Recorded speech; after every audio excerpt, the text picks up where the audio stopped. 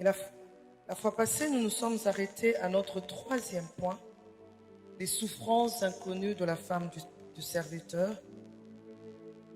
Et dans ce troisième point, nous avons parlé du premier sous-point, le point A, les souffrances inconnues au niveau du couple. Je ne reviendrai pas là-dessus. Prière d'acheter les CD pour que ce que je veux dire maintenant puisse avoir un sens. Et aujourd'hui, nous allons aborder les sous-points B et C. Mais avant d'y arriver, j'aimerais rappeler les définitions que nous avons eu à donner sur le mot souffrance et le mot inconnu. Nous avons dit que la souffrance, c'était un état de celui qui souffre, un état de celle qui souffre. C'est une douleur physique ou morale. Et ce qui est inconnu, c'est ce qu'on ne connaît pas. Et parler de souffrance inconnue, c'est parler de souffrance pas connue de toutes ces personnes qui sont autour de nous. Et toutes ces personnes qui vivent avec nous, qui nous fréquentent, qui nous voient,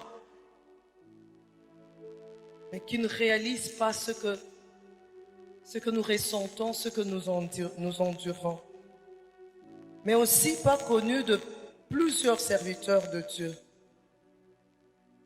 Souffrance dont la plupart des femmes de serviteurs de Dieu n'osent pas en parler, comme je l'ai dit tout à l'heure. Elles préfèrent souffrir en silence parce que vu qu'elles sont censées ne pas avoir de problème, qu'elles sont censées protéger le ministère de leur mari et surtout privilégier l'avancement de l'œuvre de Dieu, elles préfèrent souffrir seules. Et plusieurs d'entre elles pensent qu'elles sont seules à vivre ces choses, puisque ces choses ne sont pas partagées. Il y a certaines choses que j'endure, il y a certaines choses que je vis, je me pose la question, si maman Nathalie aussi vit les mêmes choses, maman Nadège, elle vit les mêmes choses, maman Maggie, est-ce que tu vis les mêmes choses que moi? Je peur qu'en posant la question, je lui apporte une information. Je peur qu'en m'ouvrant, j'expose mon mari et qu'on me fasse la réputation.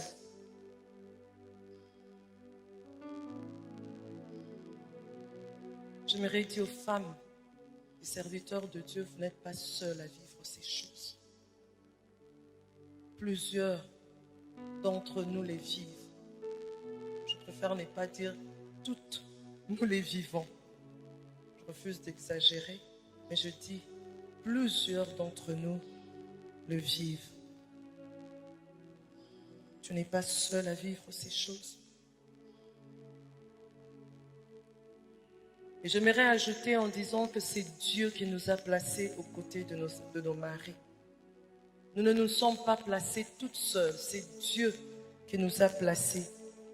Et il nous faut transcender ces souffrances et savoir travailler à notre épanouissement pour impacter ce ministère-là, non seulement de l'extérieur, mais surtout de l'intérieur.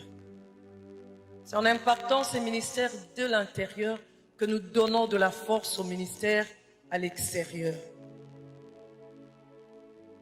Il y a toujours une part de souffrance dans toute vocation. J'aime ce passage de Jean 16, 33, où le Seigneur Jésus dit, « Vous aurez de tribulations dans le monde, mais prenez courage, j'ai vaincu le monde. » Les tribulations, il y en aura, mais puisqu'il est de notre côté, puisque c'est sur lui que nous nous appuyons, soyons sûrs que nous sommes plus que vainqueurs.